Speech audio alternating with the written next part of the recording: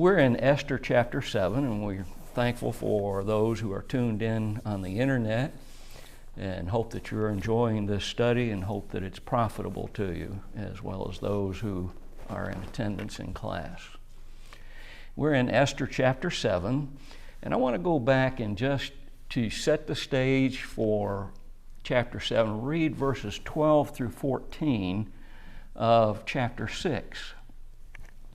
Mordecai came again to the king's gate, but Haman hasted to his house, mourning and having his head covered. And remember, Haman had just been forced to lead Mordecai through the streets dressed in the king's clothes and on the king's horse and with a king's crown on his head. And so he goes to his house, mourning and having his head covered. And Haman told Zeresh, his wife, and all his friends everything that had befallen him.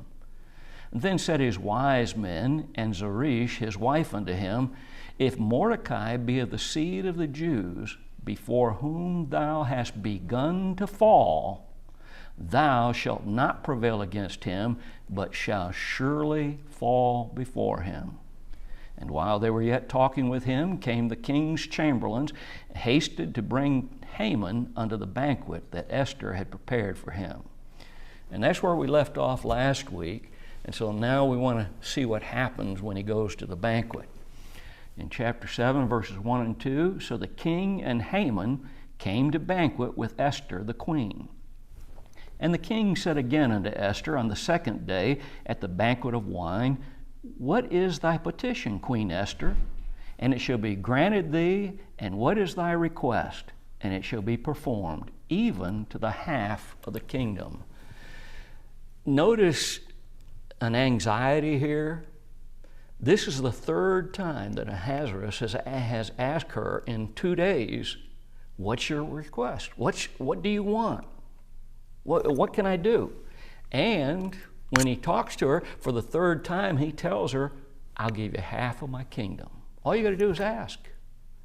Now, I don't think that was a literal half of the kingdom, but I think it was a way of saying in their language, I'll give you all. I'll give you everything.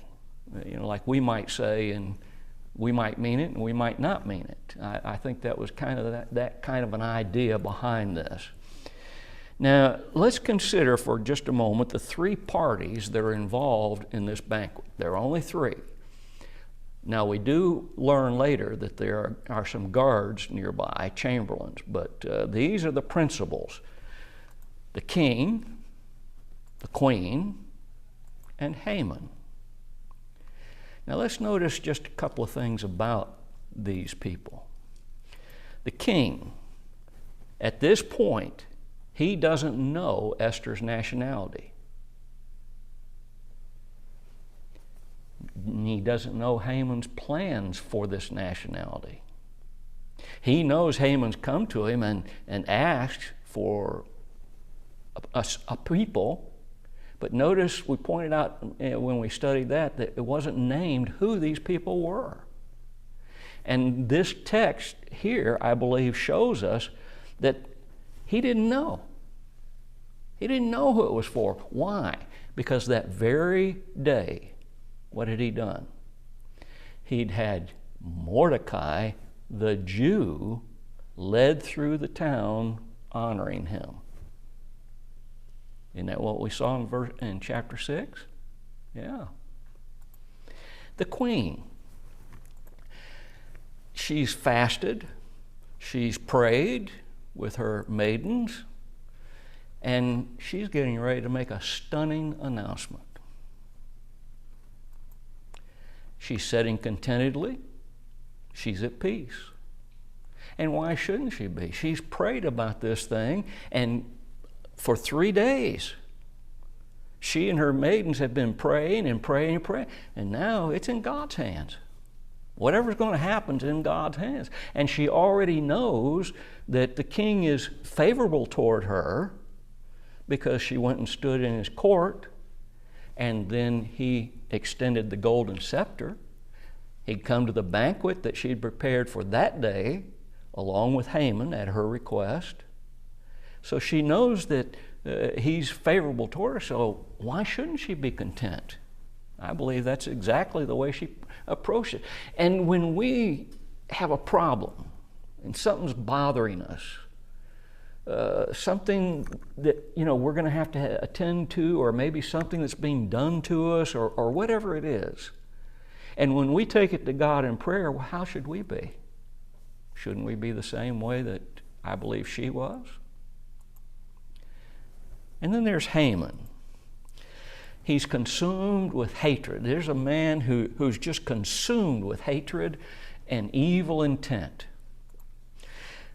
He's just had a humiliating day. This man that he despises above all, this nationality that he wants to eliminate, and he's had to take him and lead him with honors through the streets of the city of Shushan. He sat with the weight of his wise men upon his shoulders, weighing him down. Remember what they've just told him? That's why we read the last part of chapter 6, to emphasize that to us again. His wife and his counselors told him he was falling before Mordecai, and then said, you're going to fall. You can't stop it. In other words, the die has been cast and it's set. It's like one of those great big old huge steel dies at General Motors when I worked there that made the bumpers. When the die was set and then used, there wasn't anything that was going to move it except that motor that would make the top part of the die come down, and it would always set in exactly the same place. It's set. Remember we talked about he should have been able to see the handwriting on the wall when he began to lead Mordecai through the streets? He didn't. But his wife, when he rehearsed to them what had happened to him that day, she saw it, and so did his counselors, his wise men. And oh yeah, he probably had to pass Mordecai to go into the king's hall to go to the banquet, didn't he? What a rotten day for him. And yet it was a day mixed not with just terrible feelings and awfulness. It was also a day of joy. You ever had a day like that where you had both emotions just going seemingly rapid fire, one after the other? The stage is set. Look at verse 3 and 4. Then Esther the queen answered and said, if I have found favor in thy sight, O king, and if it please the king, let my life be given me at my petition, and my people at my request.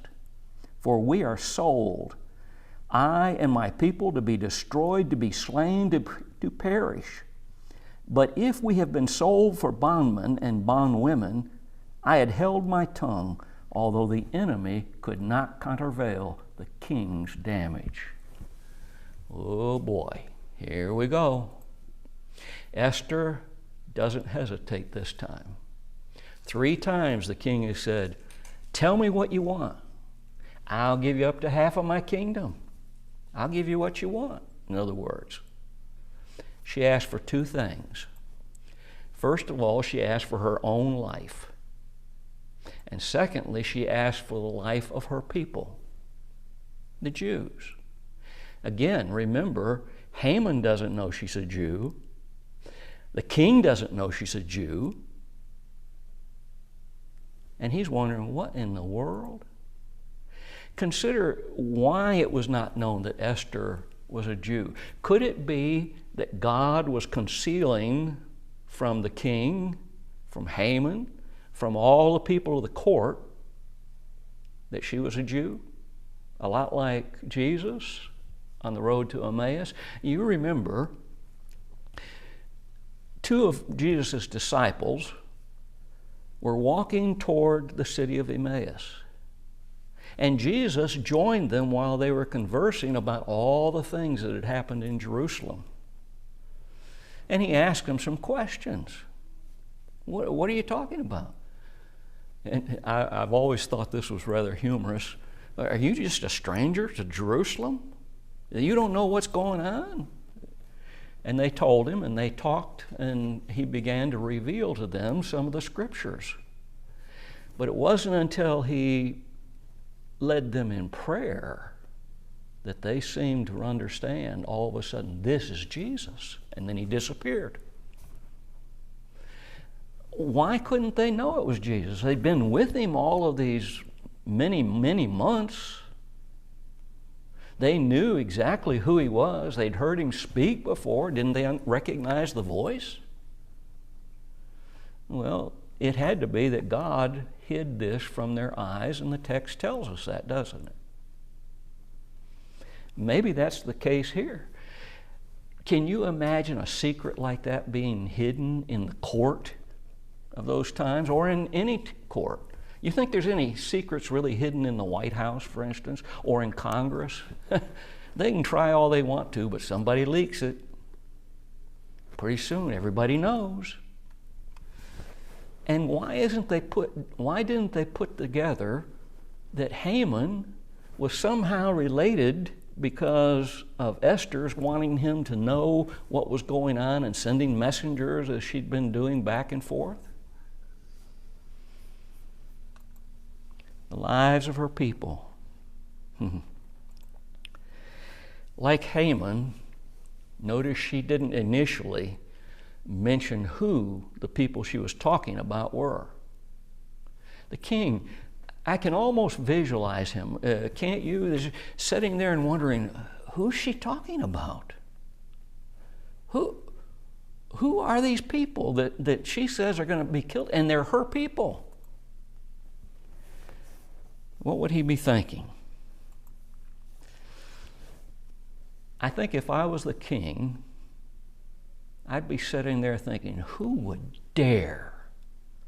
Who would have the gumption to kill my wife, to take her life? And who are these people?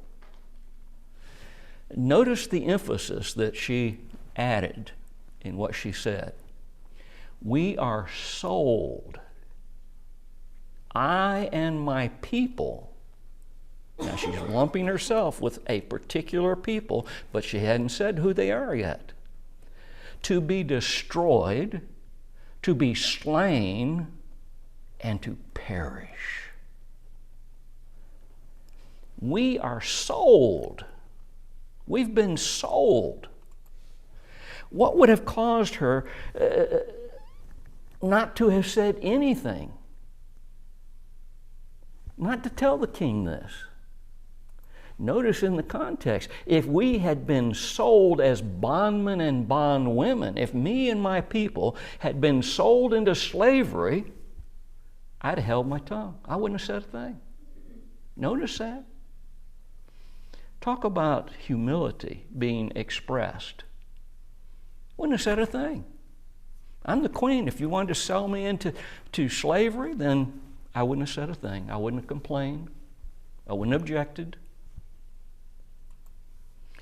They'd been sold to die. But have you asked yourself who sold them?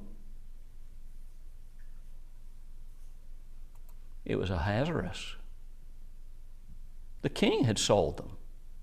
Remember, Haman had come to him and said, I want a decree, I want a law signed into effect that this certain people that are bad for the country, they're insurrectionists, they're bad. And the king signed it. But it wasn't said who. If the king had said no, that decree wouldn't have gone out. You see, Ahasuerus is the one who sold them, unknowingly, unwittingly understood, but still, he was the one who gave Haman the okay. True, Ahasuerus had been deceived. When he realized that he'd been deceived, did that possibly have something to do with the anger that he's going to show in just a moment? I would think so. You know, Esther's humility is seen in this, in that we have been sold for bondmen and bondwomen. I wouldn't have said a thing. If I had been humiliated and taken from the position of a queen and made a slave, I wouldn't have said a thing. If the king had sold them to death, she would have held her tongue. The time had come when she was going to reveal her lineage. And I believe that she would have done this if Mordecai had not told her when she was taken to the king's harem. I believe she would have let it be known who she was. She wasn't ashamed of it. I believe she'd have said something to those who were her attendants at the very least. And then you know it's going to spread throughout the rumors and all that. But Mordecai said, don't do it. Now why? You see, Mordecai seemed to have his finger on the pulse of society, his society. And he seemed to understand that something is going on there. Maybe there were bad feelings among some certain group of people toward the Jews, maybe like our society today. Go to Harvard, and the intellectuals there are persecuting the Jews who are among them now, aren't they? Maybe he had his finger on the pulse of society enough to know that something is happening. Maybe growing rumors to destroy the Jews by those who are jealous of them. And that's not something that we can say, no, they weren't jealous, because look down through history. Anytime a certain people, no matter who it is, prosper and are doing really well and are rich, what do people tend to do? Talk about them, complain about them because they're doing well and we're not. We see it all in our society. All of us have seen it. When she was taken to the harem, did Mordecai possibly hope that she was going to be made queen, so that if what he'd been hearing or the pulse that he was reading from society was true, that she would have an influence with the king to stop this, whatever it was? And what did the queen imply would have happened if this order was carried out? Did you notice that in the text? It said, although the enemy could not countervail the king's damage. What was she saying? If the enemy who was going to have me killed, have my people killed, was successful in what they planned, the king would be greatly hurt by the damage that was caused by the killing of my people. That's basically what she was saying. She was saying that if this had taken place, the hurt that you would receive because of allowing this, there would have been no amount of money or anything else that this enemy could have done to replace what he destroyed for your kingdom and for you. Could not adequately repay the king. Look back with me at chapter 3 and verse 15 for a moment. In chapter 15 and verse 3, or chapter 3 and verse 15, the post went out being hastened by the king's commandment, and the decree was given in Shushan the palace. Now watch this. And the king and Haman sat down to drink, but the city, Shushan, was perplexed. You see the difference? When this decree initially went out that Haman wanted, the city was perplexed. They were confused. They were wondering, what's this all about? Why have these people killed? They were perplexed. The people of Shushan being perplexed because of this order to kill the Jews?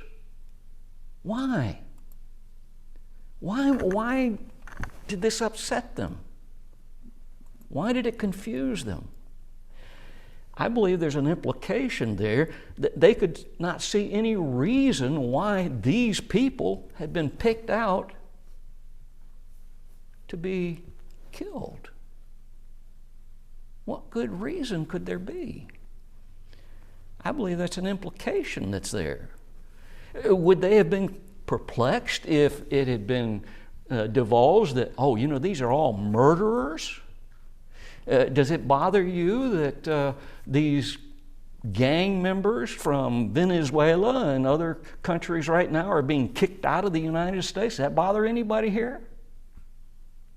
I didn't see anybody shake their head no or yes. Doesn't bother us a bit, does it? Why? Because they're a bunch of hoodlums. They're wreaking havoc on our country. They're killing people, innocent people.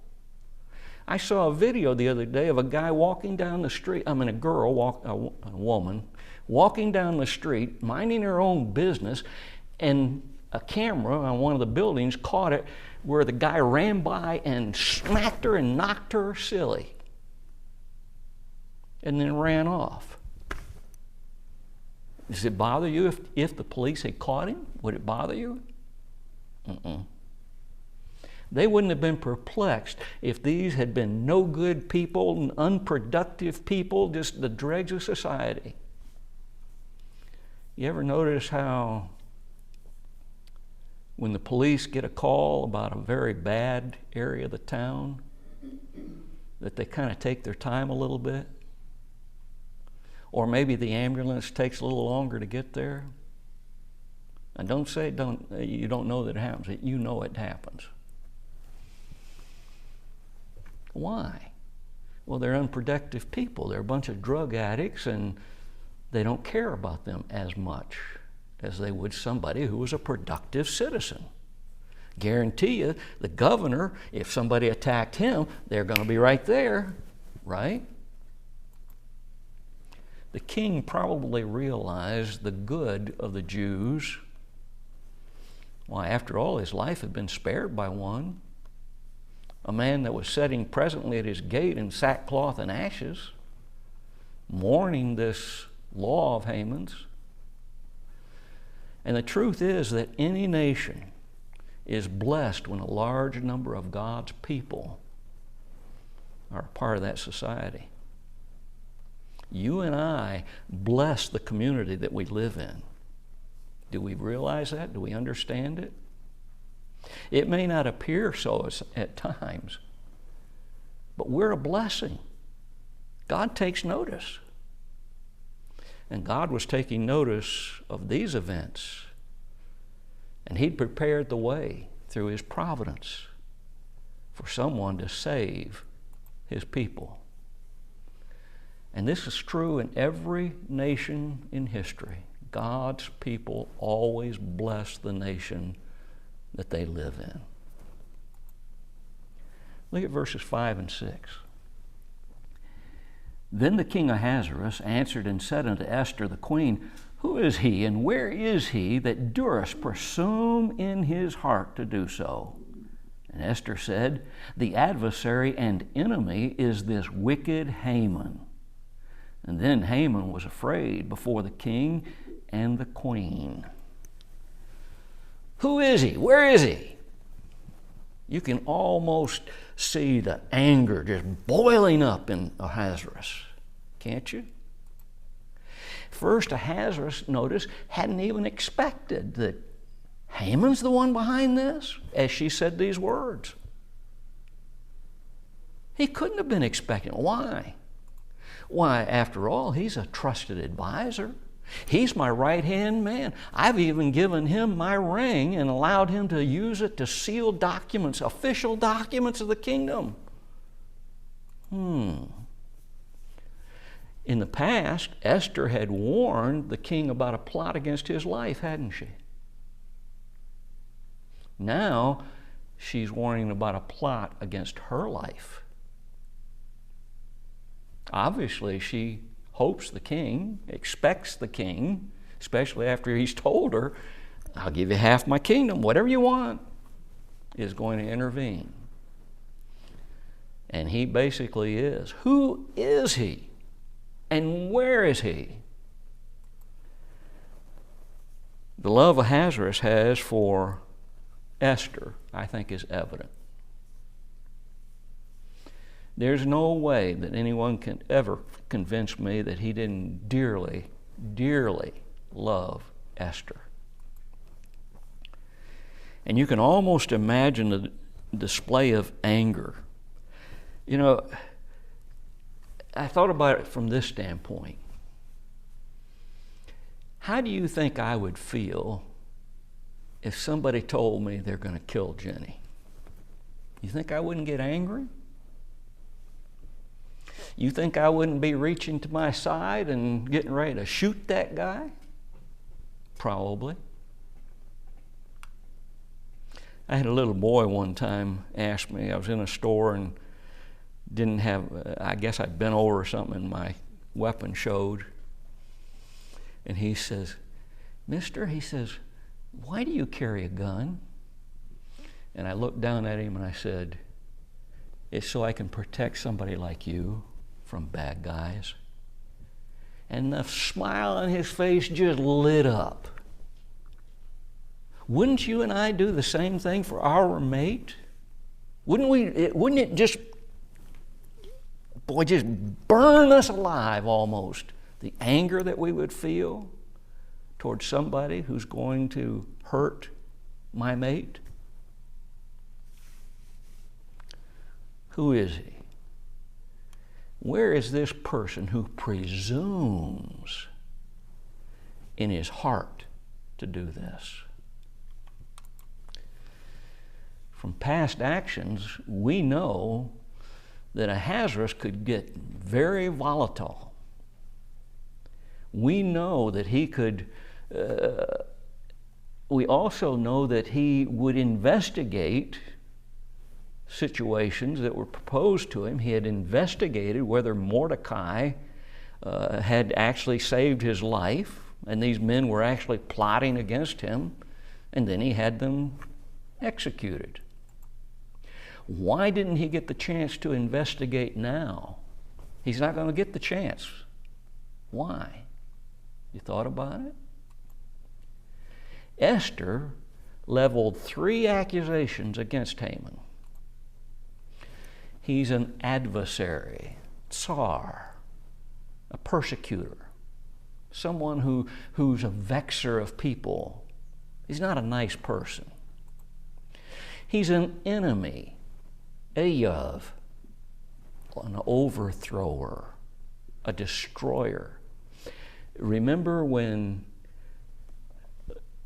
Ahasuerus asked him, what should I do to the person that I desire to honor?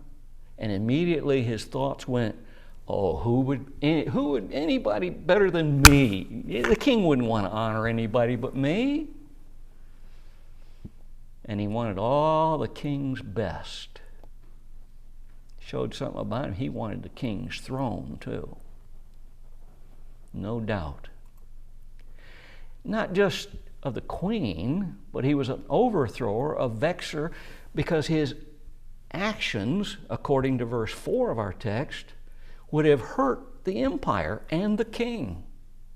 To get rid of all of these productive people, these people who had the best interest of the king or whoever they served in their hearts, just like Daniel. He didn't want the bad things to happen to his king, Nebuchadnezzar. He wanted good things to happen. He served him faithfully. And so were the Jews under Ahasuerus in this Persian kingdom. And then she said, he's wicked. Ra. Doesn't it even sound bad? Ra. Evildoer. Wicked. It's supposed to be wicked one. Wicked one. He's evil. We would say today, he's evil personified. And notice Haman's reaction then to Esther's words. Bath. Look at the definitions of this word. To be afraid, that's his initial action, fear. To dread, what's that? That's carrying fear just a little bit further. You're starting to think about the consequences.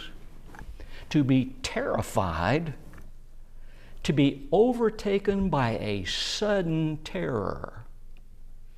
Now think about this situation. He's in this banquet. He doesn't know that the queen is about to out him for what he really is.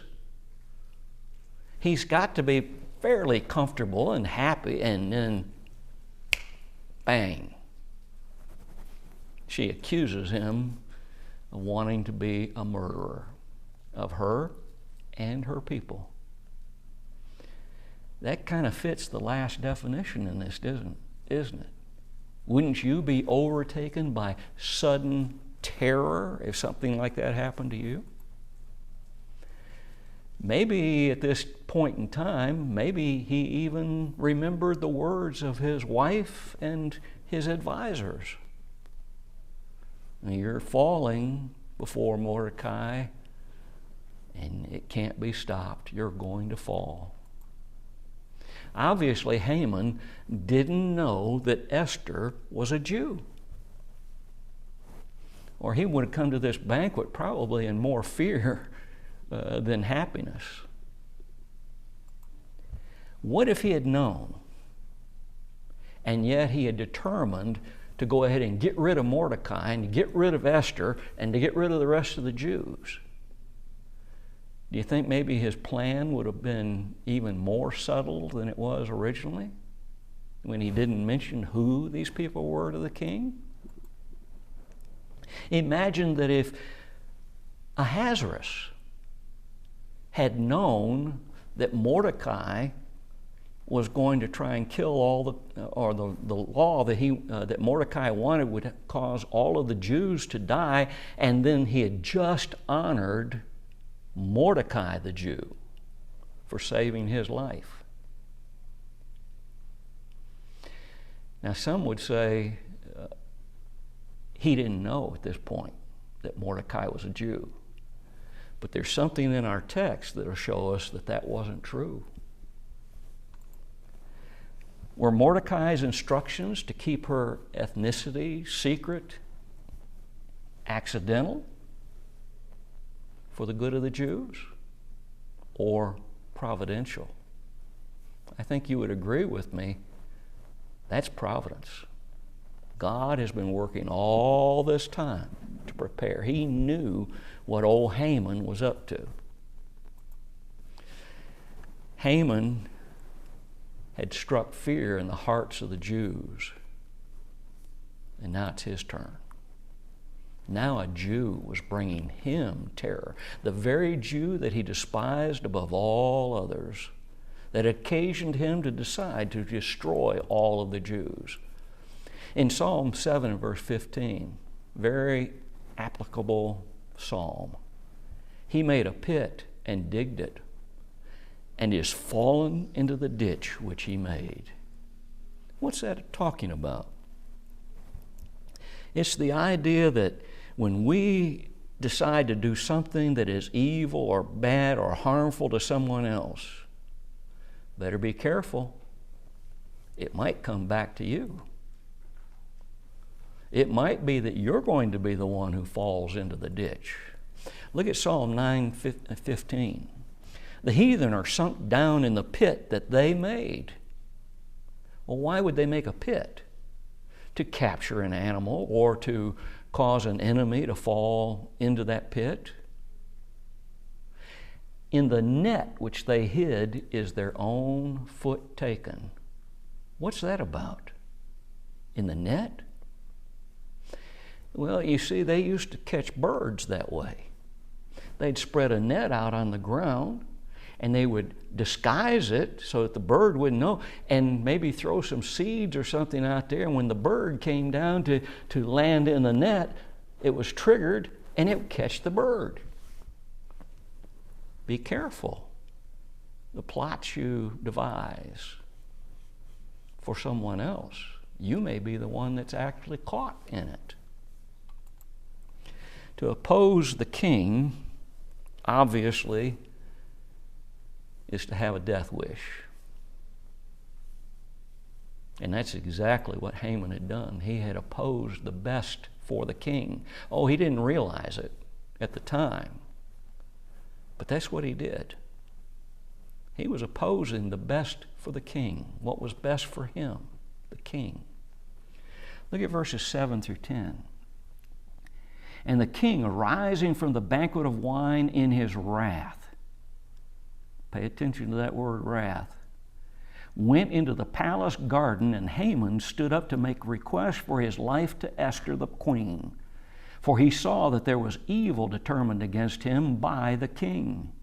And then the king returned out of the palace garden into the place of the banquet of wine, and Haman was fallen upon the bed whereon Esther was. Then said the king, will he force the queen also before me in the house? As the word went out of the king's mouth, they covered Haman's face.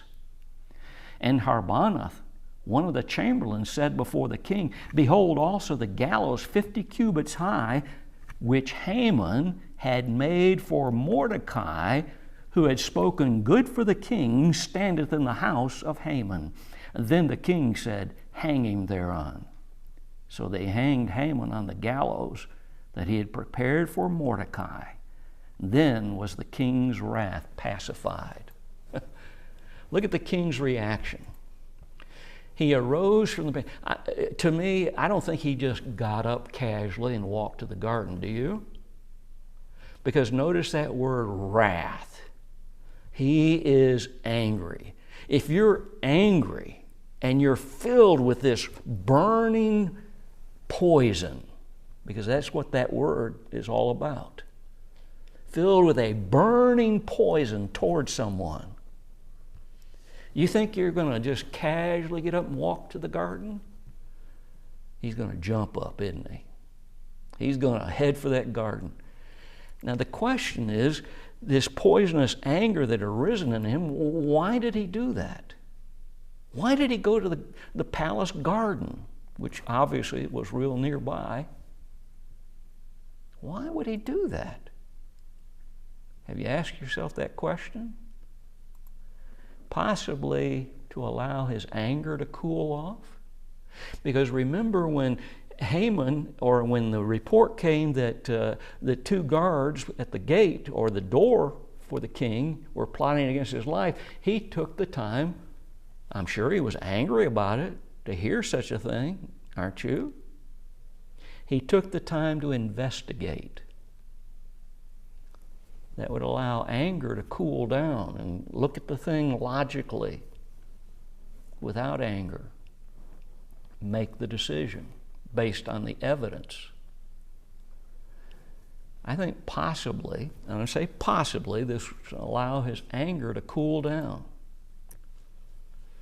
But Haman's reaction, he had arisen to plead with Esther for his life. He understood the king's going to be angry about this. He seemed to be able to see in the anger and the actions and the way that the king moved toward this garden that this isn't good for me. I'm probably facing death from his anger. Well, then the king comes back. Let's say that I'm right about his anger and he went out there to cool off. He's cooled down. He walks into the place where the banquet is, and what does he see? Haman has fallen on the bed wherein Esther was.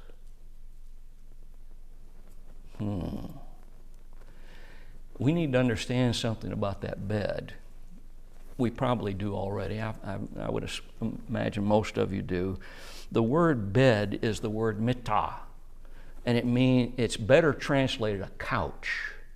But it's not a couch like we have today in our living rooms or something of that nature. This was more like what we would call a pallet. It was used for sleeping as a bed, an actual bed, or it was used as a couch on which to recline or to eat, primarily to eat. So it was used primarily for two purposes: to go to sleep on at night, or that place where you reclined when you ate. They didn't eat like we do it with table and chairs. They didn't do that.